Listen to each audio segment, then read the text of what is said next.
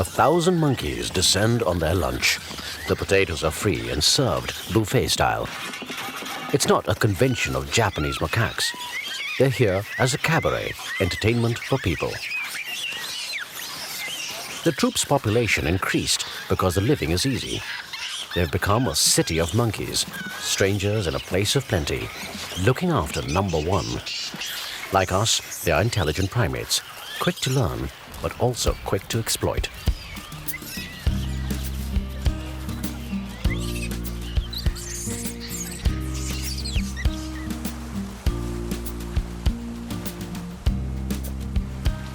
The world of wild macaques is far less crowded.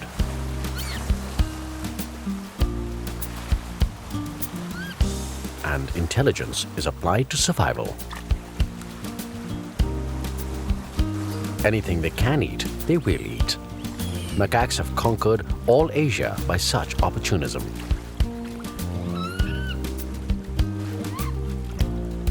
Beachcombing turns up all kinds of goodies.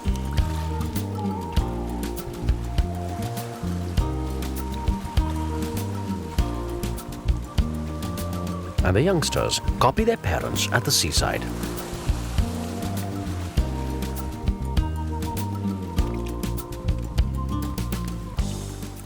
Socially, macaques live in groups of mixed sex and with a defined home range and a strict hierarchy among both males and females. There are fish coming in on the tide. Soon they'll all be well fed for the day.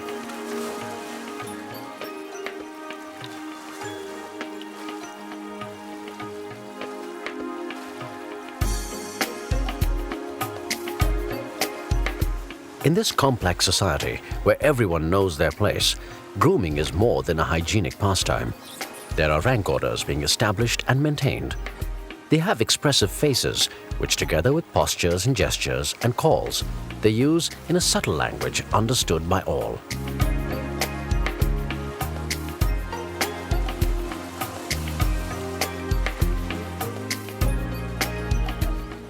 No one misses anything. They learn from each other. A macaque once discovered how to eat limpets, and soon the group copied, and now regularly exploits this rock cafe with its endless protein supply. And they'll keep other groups away.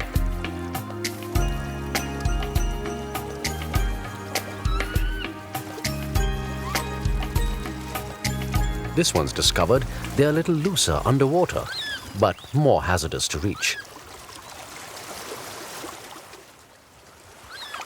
Macaques don't like sand on their food and have learned to wash it off in the sea.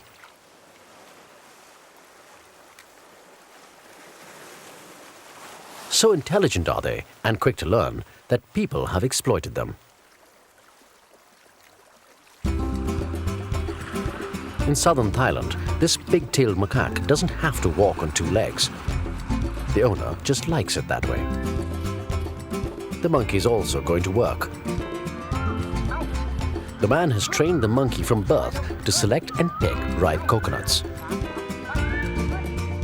It's a simple task, just twist and off it will come. But the monkey has also learned to judge ripeness by color. And the monkey will have to pick them up, about 800 coconuts a day. Hard labor under the sun.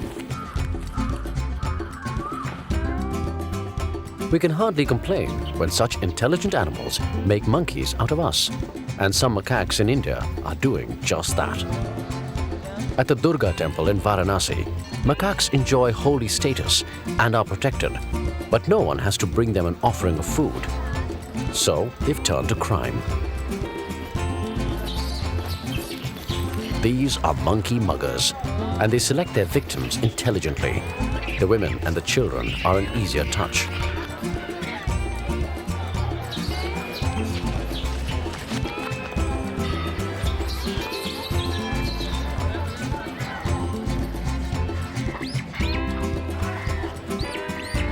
If food were to be offered, the macaques would become a picture of holy innocence.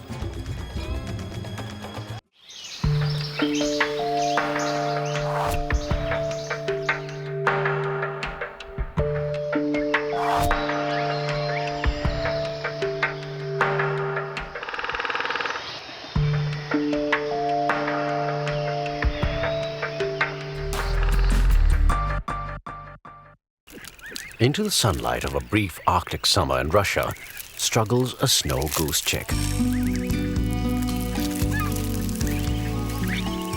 And the first object it sees and hears, its mother. To all these goslings, snug in their thick down, that first sight of their parents is the most important moment of their young lives, bonding them to the adults.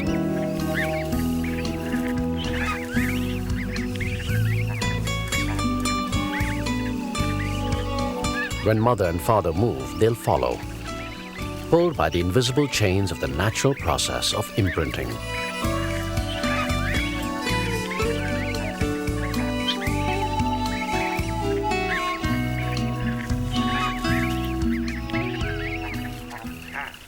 Chicks peck instinctively for food soon after leaving the egg. Only 6 hours later, they're ready to begin the 50-mile walk to an estuary. The journey will take several weeks. By the time they arrive, the sea ice will have melted. Imprinting will keep them close by the adult birds, where they can feed safely as they travel.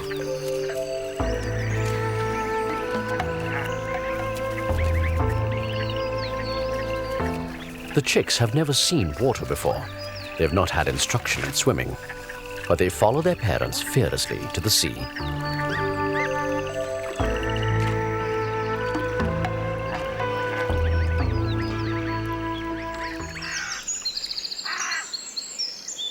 The New Forest in southern England. Other chicks are starting life here, high in the trees.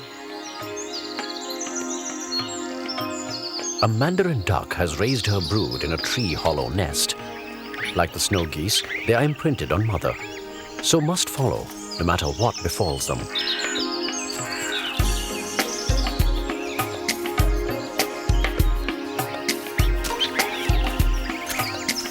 Their fluffy down parachutes them to a soft landing in a new world. For a few moments, it's raining ducklings.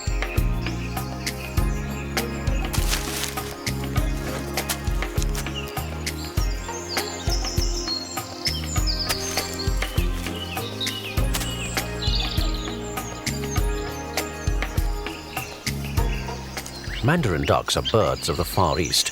These have escaped from captivity into the wild. Now they're at home in one of Britain's most ancient forests.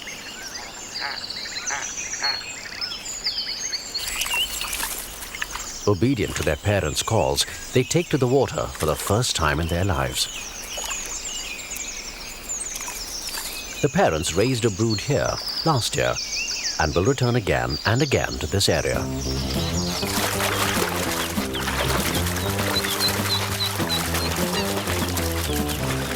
Easy living for ducks is anywhere that people are, by a lake or river. These ducks have little fear of their human benefactors.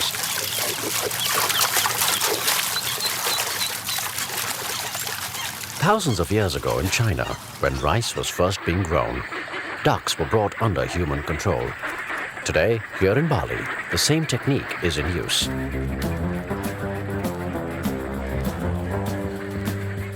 When these ducks hatched as chicks, the first object they were allowed to see was not their real mother, but the human shepherd, who they follow every day enthusiastically to the paddy fields, where they are allowed to feed.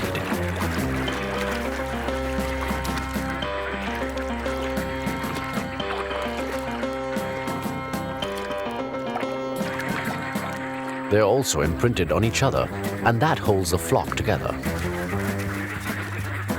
The man, of course, is farming them for meat and eggs.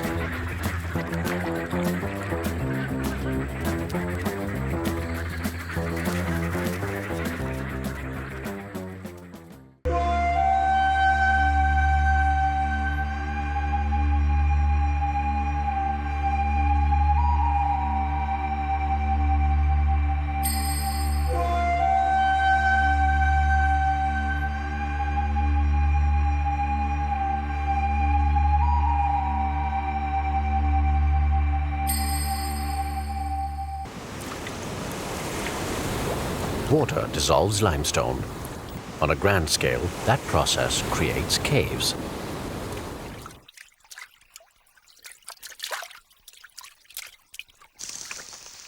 Cave swiftlets are unusual birds. They nest in total darkness. Like the bats that share this Southeast Asian cave, they find their way into the caves by sound, listening to echoes of their calls bounced back from the limestone. A swiftlet nest of leaves and moss is stuck together with saliva. Here the birds roost and raise their young. Far below the beasts and the birds, a mountain of guano has grown. This vast dune of droppings, mainly from the bats, is the undigested remains of insects, the hard bits, wing cases, legs, and so on.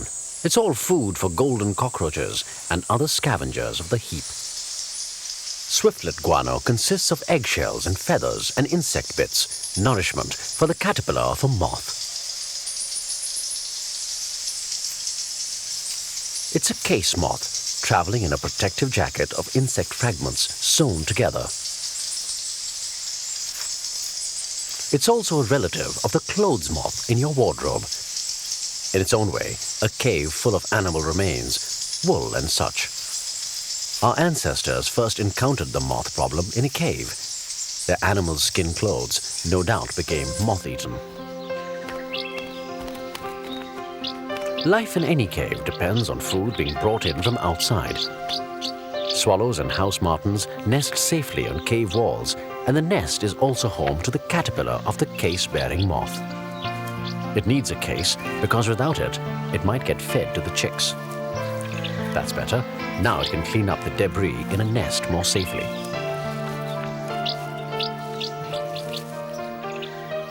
The chicks shed feathers, and an army of moths, mites, and tiny beetles are employed on domestic duty. When humans started to live in suitable houses, the birds transferred easily to the eaves, and in most cases were welcomed there.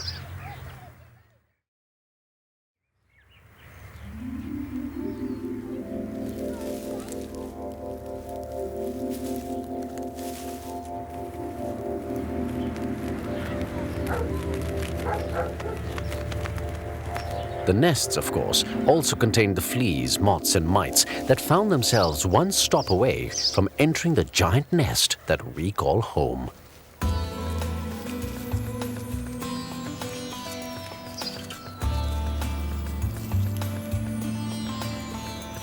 Access through our attics breached our defenses against the case-bearing moth and the feather mites.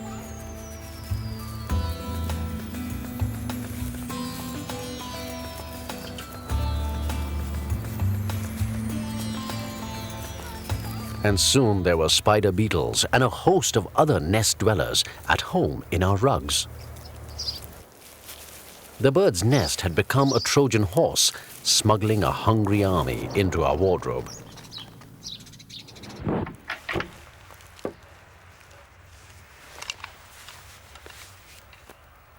The damage done by a clothes moth larva is not usually noticed until it's happened and the moth has flown.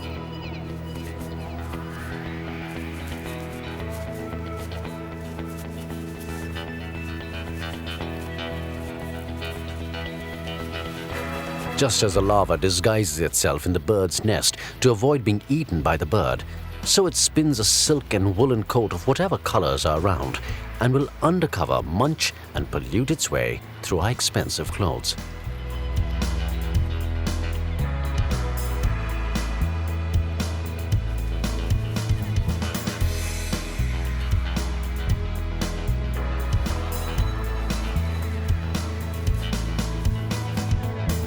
In about 6 hours, the spinning will be complete, and the larva will be invisible unless it's moving. The clothes moth has become an animal out of place, like a weed in a garden.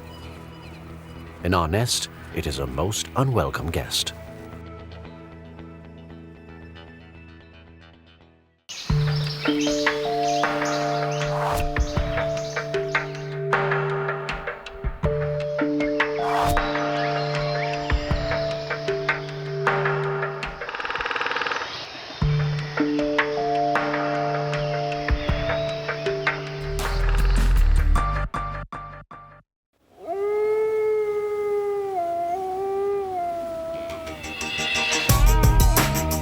The wolf, pack hunter of the forests of the north.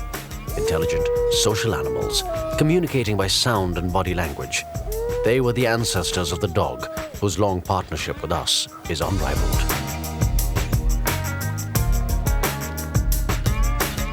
Every wolf in a pack knows its place in the social scale. Tails, ears, postures, and conflicts settle disputes over rank.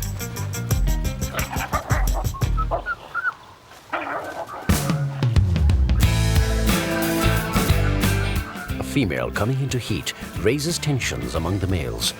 Access to her is strictly controlled.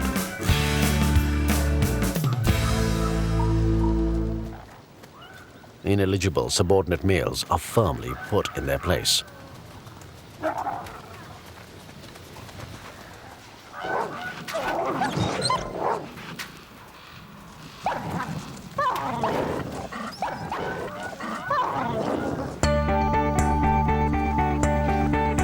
In the world of humans, the wolf has been tamed, but similar rules of status within our pack still apply. There are many different breeds of dog, most docile and friendly, but they still use their pack language when encountering strangers. Raised tails allow pheromones to signal dominance. A lower tail shuts off that scent and indicates submissiveness. Fights are usually brief, the dominant dog soon making its rank clear. On the island of Bali, each family dog defends its household territory. This puppy is an intruder, but doesn't understand that not everything belongs to him. The family dog is about to make it clear.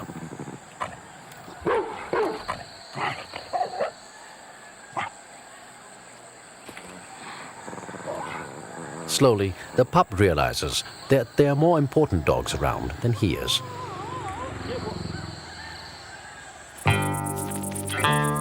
On the plains of Africa, wild dog pups know their place well in a tightly organized pack.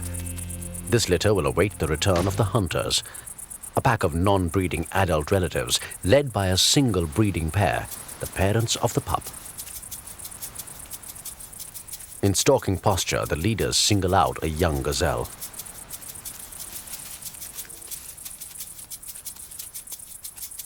They move into action as a team. Cooperation is the secret of their hunting success. What they catch, they will take back to the pups.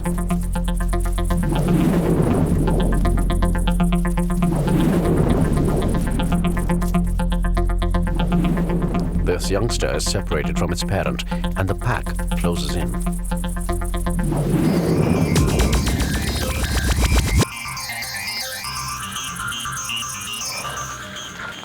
This domestic dog is hunting, with a human pack it regards as its own.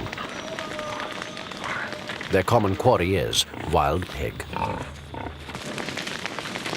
Grass fires are lit to drive the wild pig out of cover. The dogs help by sniffing out the prey. It's the most ancient human-animal relationship, and the Hagahai people of Papua New Guinea have always hunted this way.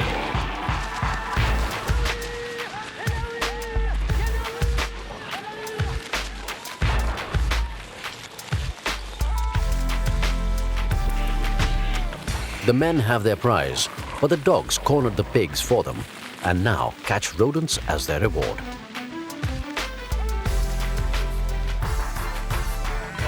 The herding of sheep brought man and dog together long ago, one reason being to guard sheep against predators.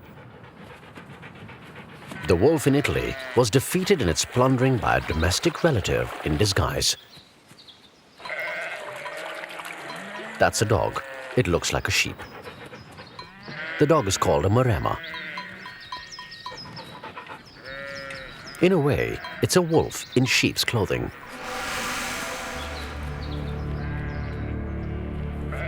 The real wolf is in for a surprise.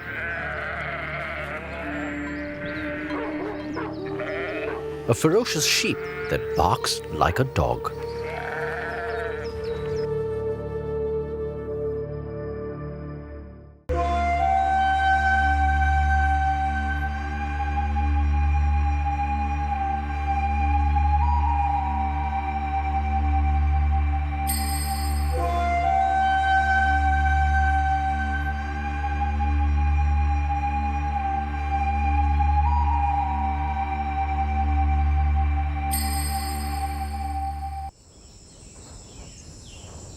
American vultures are not related to the vultures of the Old World.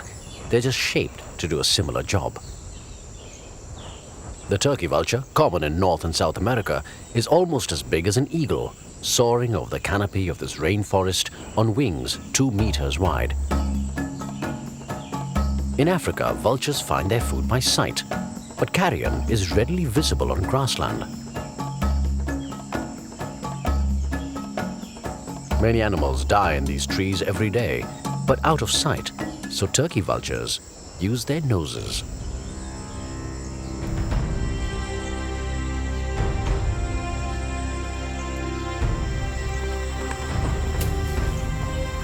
The scent of a newly dead animal is strong enough for the turkey vulture to perceive with its accurate sense of smell.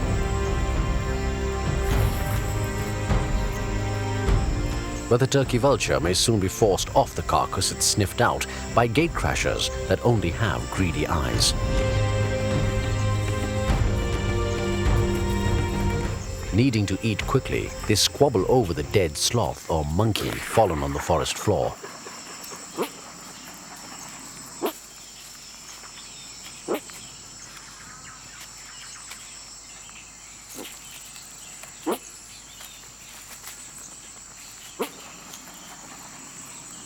When they've eaten, some will relax and sun themselves.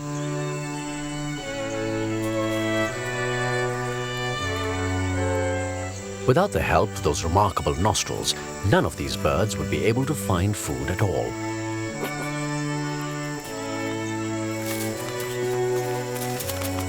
A sense of smell is unusual in birds, and for millions of years, its development in turkey vultures was the answer to the difficulty of hunting in the dense forest.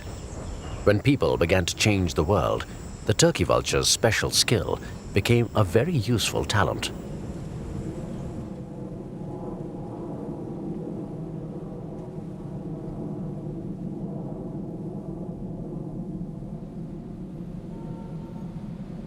Miami, Florida. Like so many North American cities, nature has been rolled under the highways and the real estate. But the turkey vultures are still here, in larger numbers than ever before.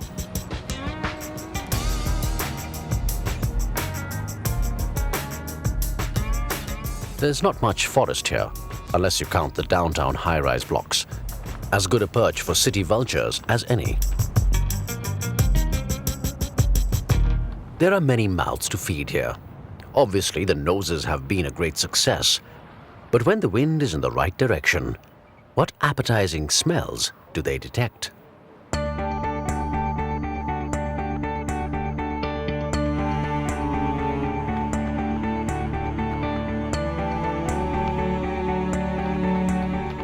They are on their way to a feast, riding the thermals from the sun-baked parking lots and the updrafts between the skyscrapers.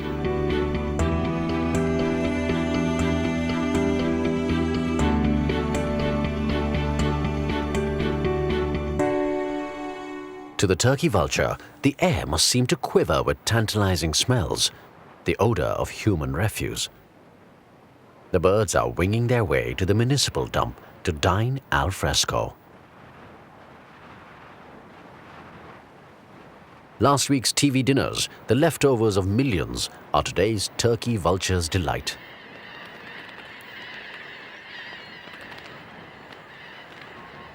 The nose seems to twitch in anticipation. A first sitting of gulls is leaving for their roost, satisfied. The management is constantly busy, reorganizing the menu, relaying the table for these all-American vultures.